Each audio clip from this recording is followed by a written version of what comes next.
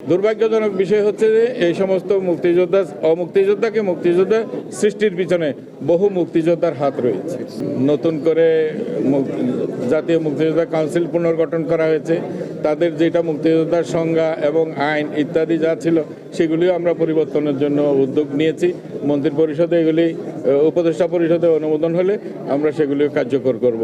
ইতিমধ্যে অনেক মুক্তিযোদ্ধা আমরা একটা অপশন রাখছিলাম, তবে সেটা আমরা এখনও অ্যানাউন্স করি নাই যে যারা স্বেচ্ছায় চলে যেতে চায় তারা যেন এই সুযোগটা গ্রহণ করে। অনেকেই আমাদের কাছে চেয়েছে, মুক্তিযোদ্ধাদের কাছে ক্ষমা চেয়েছে, জাতির কাছে ক্ষমা চেয়েছে এখানে তালিকাভুক্ত হওয়ার জন্য, যে তালিকাভুক্ত হয়েছে সেই কারণে।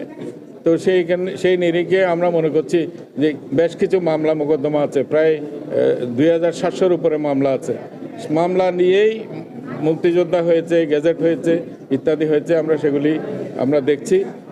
মামলাগুলো আমরা আদালতের কাছে আমরা গিয়েছি। আদালত যদি এই মামলার ব্যাপারে যে যথাযথ যদি রায় দেয়, আমরা মনে করছি সেই অসঙ্গত আছে অনেক বিষয়, এইগুলি যদি আমরা রায় পাই তাহলে আমরা তাদেরকে শাস্তিমূলক ব্যবস্থায় নেব এবং এক্ষেত্রে অনেক মুক্তিযোদ্ধা হবে। দুর্ভাগ্যজনক বিষয় হচ্ছে যে এই সমস্ত মুক্তিযোদ্ধাকে মুক্তিযোদ্ধা সৃষ্টির পিছনে বহু মুক্তিযোদ্ধার হাত রয়েছে।